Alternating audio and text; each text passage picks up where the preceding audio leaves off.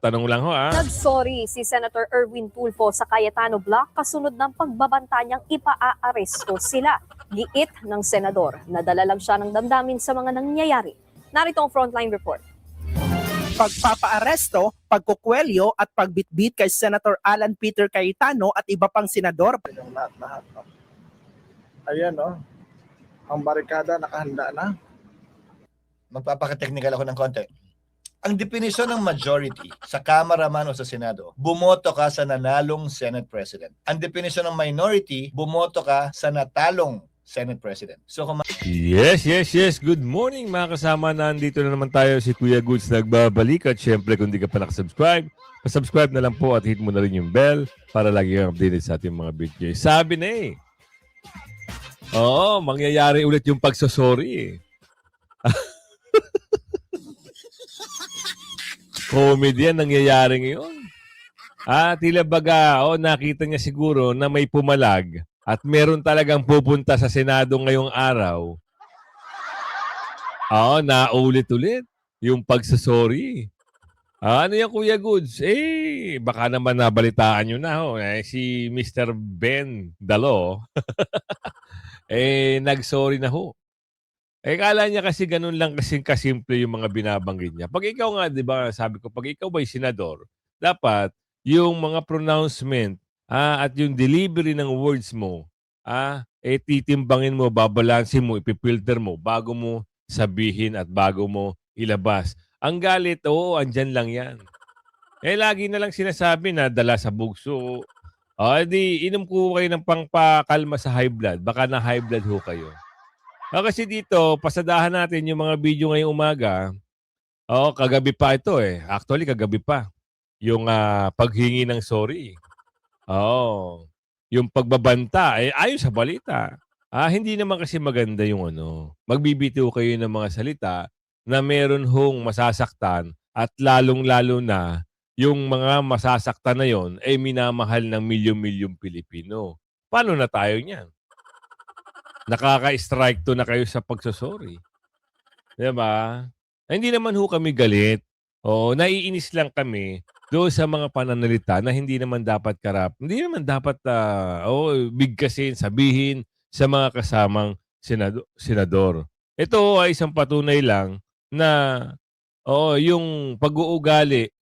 Tsaka isipin nyo, nasa rules ng Senate yan. Diba? Na pwede kang file ng ethics. File ka sa ethics committee. Dahil hindi nga pwedeng sigawan, bantaan o awayin ng isang senador. Ngayon, bago tayo pumasok dito, ang si Mamang Keso, nagpapaliwanag. Ano naman kaya yung gusto ipaliwanag nito? Pero ang alam namin, wala na, tapos na. Tapos na ang boxing. Ito si Mr. Bendelo. Pero bago tayo magsimula, andyan mo yung join button. Pindutin nyo lang yan. At sa dulo, yung shoutout segment natin, mag-comment ho kayo na mag-comment para mabasa ho natin kasi natatakpan po talaga. Simulan natin. Pasadahan na natin nag-sorry. Bakit ka kailangan mag-sorry? Para saan? Dahil alam mo ba na maraming magsisidatingan ngayon dyan sa Senate? Kaya naunahan mo na yung pagsasorry. Nagtatanong lang ho Nagsorry si Senator Erwin Tulfo sa Cayetano Block kasunod ng pagbabanta niyang ipaa-aresto sila. Giit ng senador. Nadala lang siya ng damdamin sa mga nangyayari. Narito ang frontline report. Pagpapaaresto, pagkukwelyo at pagbitbit kay Senator Alan Peter Cayetano at iba pang senador palabas ng sesyon o plenary hall ng Senado. Yan ang naging banta ni Senator Erwin Tulfo sakaling magkaroon ulit ng anyay fake na flood control scandal hearing nang hindi ang Senate Blue Ribbon Committee ang nagsagawa. Si Tulfo kasi ang chairman ng komite kasunod ng balasahan sa Senado. Taga lang ma'am, hindi ho siya chairman. Wala pang, wala hong pinagbotohan na buong mga senador para makuha nito yung chairmanship. Sa kanila lang, peke lang yun, peke. Usap lang nila yan na gawin siyang Blue Ribbon Chair. Pero, ang lumalabas, ang Blue Ribbon Chair na nabuo doon sa botohan ng majority at minority, Senador Pia Cayetano. Ang naglukluk diyan, yung Senate President. Tama? nitong nagdaang linggo. Pero ngayon, nagsorry ang senador sa kanyang naging pahayag. Hindi raw ito dapat asal ng isang opisyal. Hindi rin daw nararapat na sabihin sa harap ng publiko. Nadala lang daw siya ng damdamin. Nagsorry rin si Senator Erwin sa publiko dahil sa mga nangyaring hidwaan sa Senado, hindi umusad ang ilang mahalagang batas. Kaya panawagan niya sa mga kapwa senador, tapusin na ang pagkakawatak-watak. Sa labas daw kasi ng Senado, ilan sa kanila ay magkakabarkada. Kaya giit niya, trabaho lang tayo. Mainit pa rin ang tensyon sa pagitan ng Cayetano Black at ng Gatchalian Black kaugnay sa liderato ng Senado, lalo na sa makapangyarihang Blue Ribbon Committee na siyang nag-iimbestiga ng flood control. Dito na tayo sa exciting part.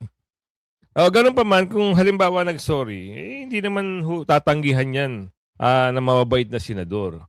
Pero ang problema, sira na sila sa taong bayan. Nakakadalawa na eh. 'Di ba yun nga yung sinasabi kung ikaw ay isang leader. Kagaya sinabi niya, nag-sorry siya. Nag-sorry din sa taong bayan. Pag ikaw ay leader, kaya mas maganda, ipipilter mo kung ano yung lumalabas sa bibig mo. 'Di ba? Ito totoo to. Marami hong nagalit doon sa binitawang mga salita nung nakarang linggo. Talaga hong meron tayong nabalitaan na dadagsa ang tao dahil doon sa pagbabanta na yun. Siguro nakatunog ang mama, nakakuha siguro ng impormasyon na talagang talagang dudumugin talaga yung Senado ngayon. Hindi, ito lang to, katotohanan lang. Naalala nyo ba noong nakaraang Huwebes, yung mga tao doon, nung bandang hapon na ho, tanghali hapon, halos mapuno na ho, yung magkabilang kalye ng Jokno. At doon sa may Jokno Bridge, narangan na ho nila yun. Kasi alam nila, dadami. Ngayon, ito may papakita ko sa inyo. Sa sobrang taranta, nitong mga, ito. Nagkaroon na ho ng, courtesy video to kay ano to. Pakisubscribe nyo si Kalye Vlog, si Kalye TV Vlog, video niya na. Ayan na ho yung makikita nyo. Meron ng barbed wire, barikada. Bakit? Ano nangyari? Harap ng Senado, mga mahal natin mga viewers. Big love shout out sa inyong lahat-lahat. No? Ayan, no? Ang barikada nakahanda na sa gagamitin bukas ng mga kapulisan laban sa mga magrarally bukas. Yan po mga mahal natin kababayan, mahal natin mga viewers. Big love shout out sa ating lahat-lahat. Magandang hapon. Bakit nilagyan ng barikada? Yan ang tanong. Kung hindi lalagyan ng barikada, talagang di ba? Hindi kasi nakatunog na sila. Napansin na nila na talagang dumadami na ho talaga yung tao. Ito yung isang implikasyon kung paano pag lumabas talaga ang galit ng tao, talagang dudumugin talaga. Lalo na yung may mga banta pa. Buti nga naayos yung usapin na yun. Pero hindi naman siyempre para magpakampante, itong mga senador. Kahit ba nagsorry yan, dapat andun pa rin yung suporta ng taong bayan. Siyempre, 'di ba? Dahil kung hindi, baka gawin nga yung baka paandar lang nila ito at gawin nila yung kanilang balak dito. Na arestuhin nga, paaresto, kalad ka rin, kwelyuhin daw di umano. Yan ang mga bagay-bagay na dapat mapigilan agad. So, kahit na ho nag-sorry, dapat nakamatsyag pa rin ang taong bayan. Lalong-lalo na yung supporter ni Senador Marcoleta, supporter ni Senator Alan Peter Cayetano, di ba? So, eto na. Ano kaya ang paliwanag ng mama? Hindi daw pula't dilaw ang tunay na magkalaban. Ano yon? Ang tunay na magkalaban daw ay parang sa kanta lang Alam nyo, hindi naman talaga kung akong tatanungin, kung ikaw sana, Sir, Mr. Senator, nanindigan, di okay na sana Kaso nga lang, wala na. Nasira tuloy ang pangalan mo. Diba? Okay na sana nung kumampi ka sa majority kila Alan Peter Cayetano, kila SP Alan Peter. Ngayon, ito na naman. Bumalik ka naman sa mga bulok. Ano dahilan? Pasok. Hindi na to sustainable at tenable at hindi maaari magpatuloy ng ganito ang Senado. Kung tanong mo naman, kaninong panig akong ngayon? Ang panig ko mula't mula hanggang ngayon ay sa Senado. Ibig sabihin, hindi pwede manatiling ganun yung institusyon kinabilangan ko. Kung ang tanong mo ay majority ka ba o minority? Magpapaka-technical ako ng konti. Ang definisyon ng majority sa Kamara man o sa Senado, bumoto ka sa nanalong Senate President. Ang definisyon ng minority, bumoto ka sa natalong Senate President. So kung maalala mo yung election ng Senate President Cayetano, bumoto ko para sa kanya, so majority ako. Yung iba bumoto para kay Senator Soto, kaya sila minority. Ngayon walang Senate President kasalukuyan. Maliwanag sa maliwanag Eh bakit sineself-proclaim nung Senate President na si Win na siya ang Senate President? Tandaan nyo, sinabi na rito, sa ngayon, wala pang Senate President. Eh bakit nagbidabidahan sila? Bakit nakuha nila ngayon yung pagka-Blue Ribbon Chairman ni Mr. Bendalo kung wala naman pala? So, hindi pwede na, sila ang mag-acting-actingan. Diba? Yung grupo ni Bulok. Ngayon, ito katunayan lang lumalabas na ho sa bibig nila na wala hong chairman. Walang Senate President ngayon. Senado.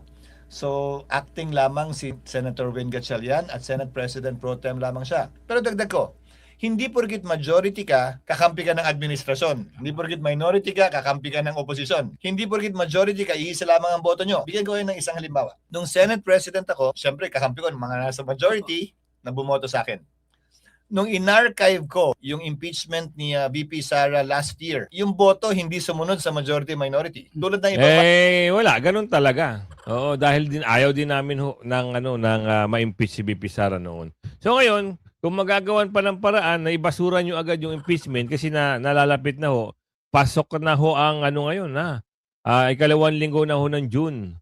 So 2 linggo na lang ho ang tatakbuhin, Hulyo na. So magi-start na ho sa July 5 or 6, kung di ako nagkakamali, yung impeachment ni VP Sara. Kung magagawan niyo ho na may basura agad-agad, okay. 'Di ba? Doon tayo sa ikabubuti ng lahat. Dahil ayaw nga rin ni Tulfo na 'di ba? Magkasundo-sundo na raw sila.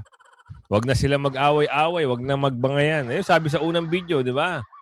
Ngayon, kung gano'n naman pala ang bala, di tapusin na yung mga impeachment niya. Alam mo sino lang nagpapagulo diyan? Ito mga komunista, ito mga NPA sa Kongreso, yung mga galing sa mountain, nagbabaan.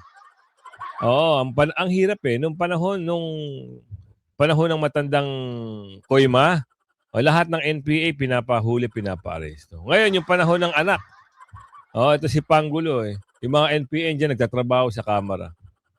Nasa Senado pa yung isa, Sabi ni Aling Ledesma, di umano. Lak ng bugi. Kilala niyo yun. Kilala nyo, di ba? Ito, Senator Chis Escudero, ligtas na. Naku, ano kaya yung sinasabi itong ligtas na? Mukhang, dahil sa pag-iyak-iyak ba dito, sabi ni Aling Marie, di umano. Naligtas. Alamin nga natin dito kay, saan ba naligtas? Pakiliwanag nga, ligtas saan? Sa kaso? Baka nga. So, alamin natin dito kay Kuya Admar. Pasok natin, Kuya Admar. Na rin siguro nagtataka yung ating mga kababayan na ganyan talaga yung politika. Kasi kung matatandaan mo, viral din ito, Prof, no? Yung tatay mismo ni Senador Mig Zubiri na gusto sanang hawakan, itaas yung kanyang kamay, tapos hindi itinaas yung kamay ni kumbaga, kasi malinaw kung titingnan mo yung video, parang alam ko naman na napansin siya kasi sila lang dalawa nandoon Tapos hinawakan pa ng tatay niya yung kamay ni BBM during that time, hindi pa rin siya pinansin. So kumbaga, in short, sabi ng mga netizen, parang binastos. Pero sa kabila nito, ito pa rin yung nangyari po, Prof. So ganyan talaga ang mga politiko. At hindi siguro ganyan. Nabubukod tangi itong 19th and 20th Congress under the Marcos administration kasi it's a reflection of the leadership. Kung ang leader, ang pinuno ay ganyan, siyempre ang mga iba, kung nagagawa yan ni Pangulo, bakit hindi natin gawin? Nakita naman natin kung paano ang nangyari doon sa flood control between the appropriations chairman at saka the speaker. Nakita rin naman natin yan sa Finance Committee ng Senado at ng Senate President. Kaya nga naalis si Senator Zubiri, no? Hindi lang pinag-usapan kung gaanong kalaki yung insertion, pero kasama siya doon. Kaya nga pag tinitingnan natin yung problema ni Speaker Martin Romualdez, hindi pa pwedeng si Speaker Martin Romualdez lang ang sisisihin dahil may counterpart sa Tama. Senado. Ganun din yung pagkaalis kay Senator Escudero. Apart from that is yung posisyon na tinindigan niya dito sa impeachment. Maganda na sana yung posisyon na tinindigan niya, pero alam mo, ang realidad rin sa politika ay yung political survival. Kung ikaw ay may kaso at may pahinto na makukulong ka, hindi katulad ni Senator Estrada. Nakikita natin sa reaksyon ng taong bayan na mas matibay pa si Senator Estrada dahil wala naman yung kanyang kaso pero talagang sumama siya. Ito Totoo yung sinasabi ni Prof. Tequia. Doon ako bumilib kay Senator Jinggoy. Akala ko nga siya yung the bad one noon. Hindi pala. Siya pala talaga ang the good one. Hindi, ano lang maiano ko lang. Kasi dati hindi masyado ganun yung tingin ko kay Senator Jinggoy. Akala ko pag nagkagagbitan, siya yung unang-unang babaligtad at kakalas. Hindi pala ganun. Akala ko siya yung talagang tatakbo sa mga bagay-bagay. Hindi pala. Kita nyo, sumama na maayos. 'Di ba? Pinakita niya lang na talagang nanindigan siya para sa katotohanan. Sabi niya, tatapusin ko 'to, hindi ako magtatago dito sa ng Senado. Pero iba kasi yung kaso, may pasok lang natin. Iba kasi yung kaso ni Senador Bato. Actually, hindi pa ito kaso Ginagawan lang ng kwento ito ng mga dorobo diyan sa mga dorobo na kinakasuhan si Senator Bato na kasabwat daw siya doon kay Tatay Digong. Ayan, wala na sila makuwang wala na sila makuwang mga source kung nasa Senator Bato ngayon. So, mangiyak-ngiyak na lang sila at mangangangaw na lang sila lagi. Pag natapos lahat ng issue na yan, back to work na. Senator Bato, Senator Jinggoy, mababango na pangalan yan. Pero itong mga nagsilipat, bumaligtad, yung mga nagsabi na kakwelyuhan, puro bantot na ang pangalan yan. Wala na hong tatanggap at wala na hong makakakuha. Hindi na ho sila makakuha ng boto. Kaya sinasabi dito ni Prof. Tequia, talagang iba ang paninindigan ni Senator Jinggoy Estrada kumpara dito kay Mamang Escudero. Hindi nabalita daw yun. Nabalita daw yun na meron daw pumunta sa Malacanang at nagngangaw-ngaw. Yun ang sabi sa balita. Di umano pa ba ito o umano? Diba? Ayon sa source ng source daw, yung mga bubuwit na daga. Yun ang kanilang nasagap. Totoo ba na nagiiyak, nagngangaw-ngaw? Ngayon, bida-bidahan ng mama. Akala mo siya ngayon ang bida. Anyway, Prof. Tequia, tuloy. talagang humingi ng ayuda at yun nga, ang kondisyon sa kanya, tumawid siya. Kaya tumawid. Ngayon, merong mga usap-usapan na tatawid. Hindi mo naman pwedeng gawin yan dahil nag-adjourn si Jenna unless magtawag ng special session. Naririnig natin na merong mga bulong-bulungan na mag-i-special session. Ito ay pambabastos rin sa proseso ng Kongreso kasi ang special session tinatawag lang because of the urgency of certain bills that need to be passed. Kunyari may supplemental budget. Kunyari yung mga tax measures na gusto nilang bigyan ng kaalawanan ang Pilipino. Pero kung magtatawag ka ng special session para lamang magkaroon ng bagong mayorya sa Senado, maling-mali yan kasi kailangan mag-agree ang House of Representatives. Kakampi ho nila ang House. Kaya nga di ba gusto nila magkaroon ng special session.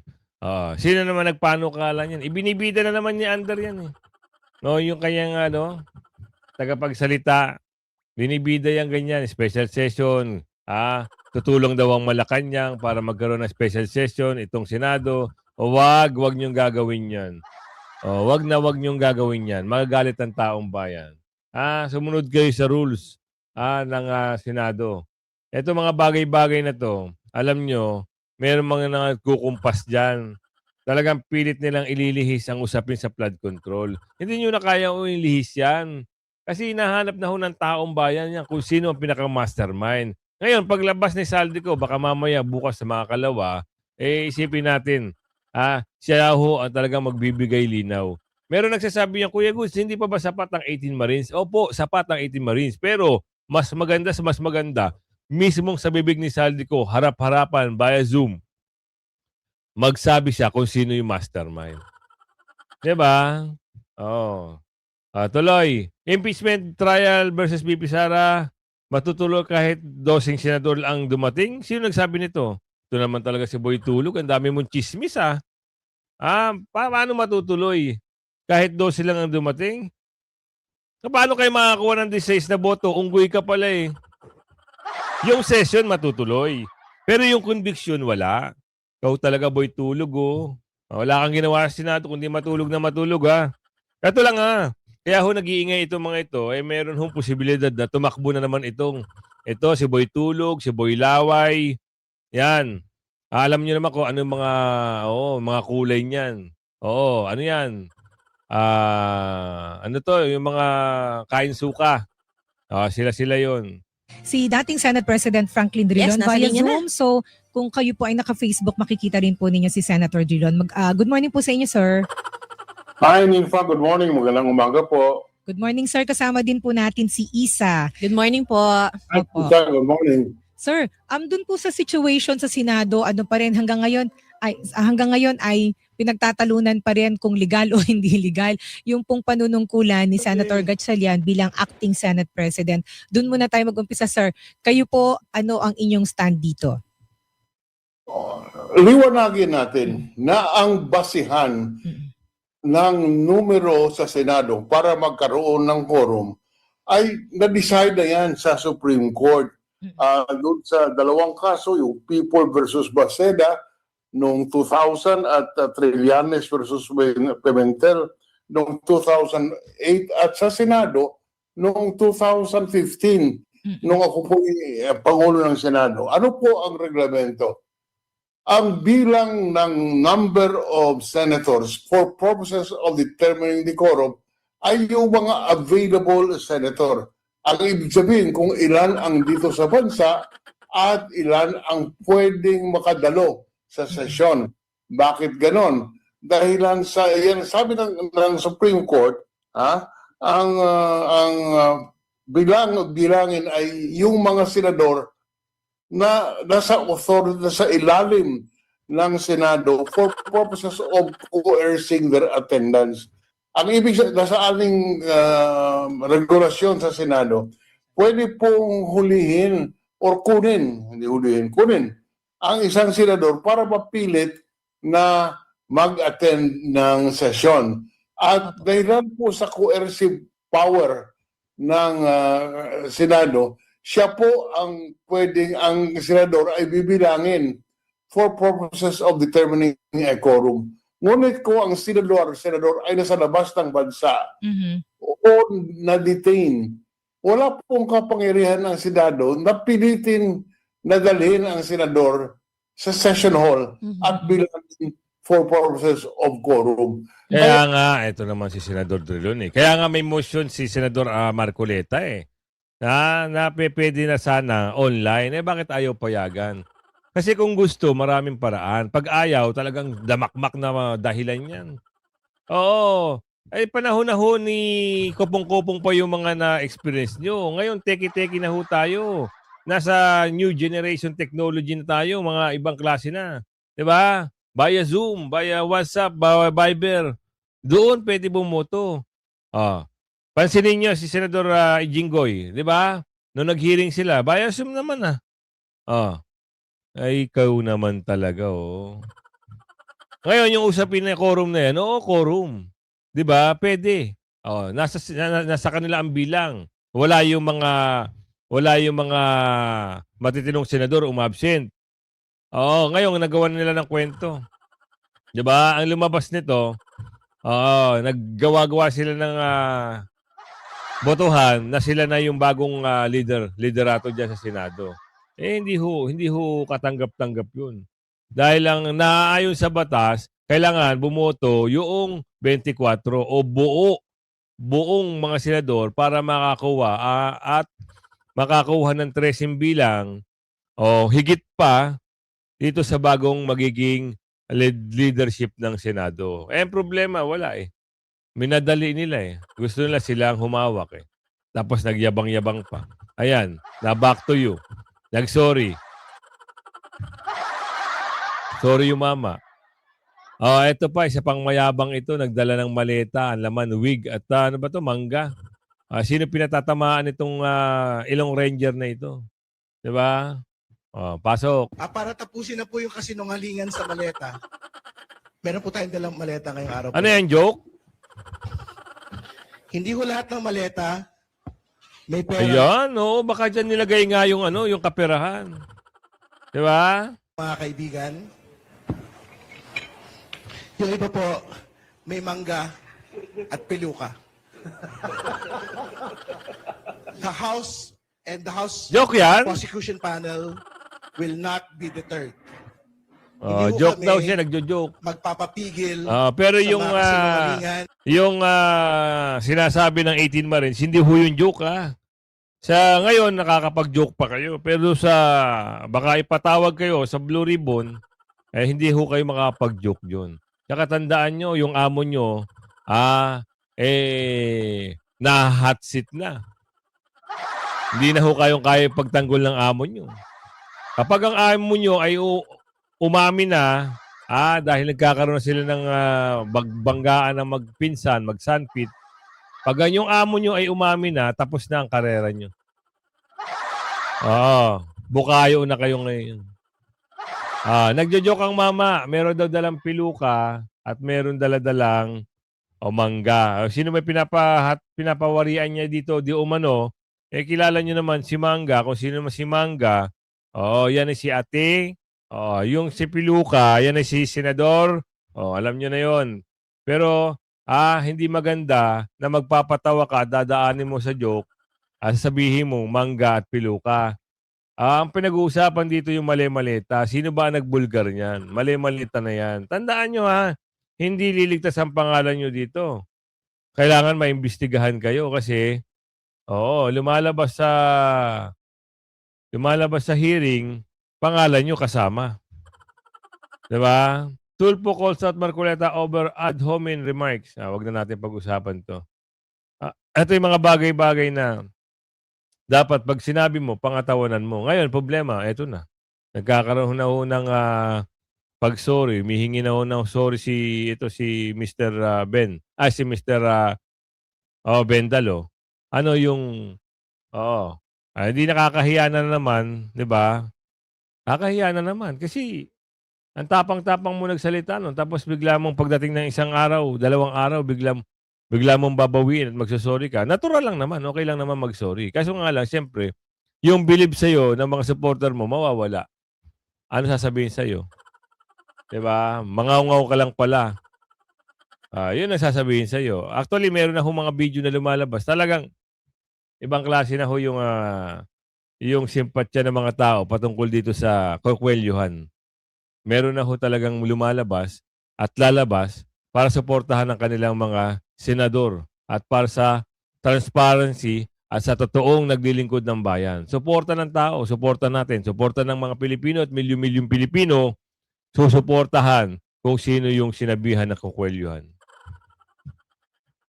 Hay, nako, nakakatakot ang Pilipinas pag ganito mga namumuno, Diba? Wala na talagang pag-asa. Meron naman, pag mapalitan ng mga liderato, pag napalitan na yung presidente, diba? At mamuno na si BP Sara. Ito daw, wala nang magagawa. Wala nang magagawa pag nag-sorry ka. Ay, naku, alamin nga natin to. Tignan natin dito kasi merong mga usapin dito. May boses ba to? Parang, ito. Basta natin Yan. ganyan, Yan, yan. ganyan. Kasi part naman ng ordinary course of business yan kineso-kineso, ganyan-ganyan, mga ganong eklavu. Well, they have to prove na yung pagbavacate ng members at saka ng chairperson ng mga committees is part of the ordinary business na pwede na nilang kung saan covered yun yung mga ganong action is covered by jurisprudence, ganon. Iba of course yung position ng IBP, pero madaming mga abogado ang pumalag sa opinion ng IBP because IBP's opinion is just the opinion of the current chair of the IBP. It is not the stand of all the lawyers in the Philippines. Yung pala yung usapin ng Integrated Bar of the Philippines patungkol dito sa issue na pinamumunuan daw di umano nito kasi sumasang-ayon daw. Yan yung ninayayabang ni Winner Luz na yung IBP raw ay parang sila pa ang kinakampihan patungkol dito sa liderato, nakuha nilang bagong liderato. Anyway, for the meantime, dyan muna tayo at syempre, si Mang Banat, huwag niyong kalimutan ito yung kanyang YouTube channel. Subscribe nyo panoorin nyo si Mang Banat kasi talagang bumaba na talaga itong ito, panoorin nyo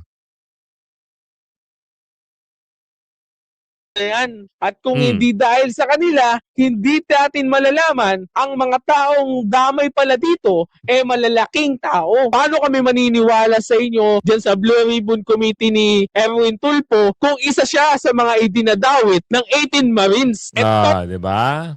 Ito yung kanyang channel subscribe nyo na lang Ayan Mang Banat.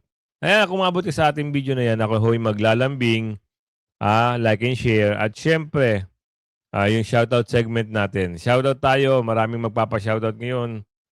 Kailangan ma-shoutout natin lahat. Sana. Kita nyo. Shoutout kay Flaviano Sena Reyes. Flaviano Sena Reyes. Shoutout po sa iyo. Alicia Kabato, shoutout po. JK Ronmala, shoutout po sa inyo. Winnie Cuadera, si Ma'am Winnie Julia Sugiyama, shoutout po. Ma'am Julia, shoutout po. Gina Galangco, shoutout po sa inyo. Kay Sir Romulo de Vinagracia, sa Bacolod, pakapi-kapi ka lang dyan, Sir, shoutout sa iyo, Sir Roto Vegas ng New Zealand, ayan, shoutout sa iyo. Jocelyn Kleinman, shoutout po. Marciana de la Cruz, shoutout po sa iyo. Puting White, shoutout po sa iyo.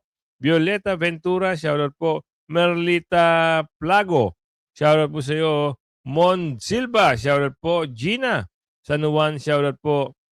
Ellen Goles, shoutout po sa inyo. Madudes, Miss Lang, shoutout po sa inyo. Joan C, shoutout po. Sagbot, shoutout po sa inyo. Nicole Ann Crisostomo, shoutout po. Eris Tarcena, shoutout po sa inyo. Orlando Balkin, shoutout po sa inyo. Meow Meow, shoutout po. Veronica Peralta, shoutout po sa iyo. Roland Perez Perla, shoutout po sa inyo. Nenita Presencia ng Australia, shoutout po Ma'am Damanusan, shoutout po sa inyo. Josephine Peria, shoutout po sa iyo Nelson Andres, shoutout po. Yaten, shoutout po sa inyo. Fernando Cubadora, shoutout po. Ma'am Lilibet. Lulor, lagi siya nanonood sa atin. Shoutout po sa inyo, Ma'am Lilibet, Sabi niya dito, dapat nating i-demand na kung tatakbong ulit bangag na yan, di payagan na mamamayan. Tama naman po. Kay Ma'am Jenaline Puazo, ayan, shoutout po sa inyo. At Sevi Medular, shoutout po. XYZ, shoutout po sa inyo. Arlene Nekim, shoutout po sa inyo. Joel Lac Saron, shoutout po Paul Mangrobang, shoutout po sa inyo. Alexander Pines, shoutout po. Mercels, shoutout po sa inyo. Edsuan, shoutout po. Deeper Soon, shoutout po sa inyo. Solomon Agildo, shoutout po Virgina, Virgin Sita Meha. Shout out po sa iyo, ma'am. Esther Secretion. Sekretaryo. Yan, shout out po sa iyo. Eagle Calls, shout out po. Seni Gutera, shout out po sa inyo. Si Adora Sionescondo, shout out po. Yan, kung umabot sa video natin yan. Hanggang sa huli, ako po yung naglalambing sa inyo. Like and share yung video. Bye-bye!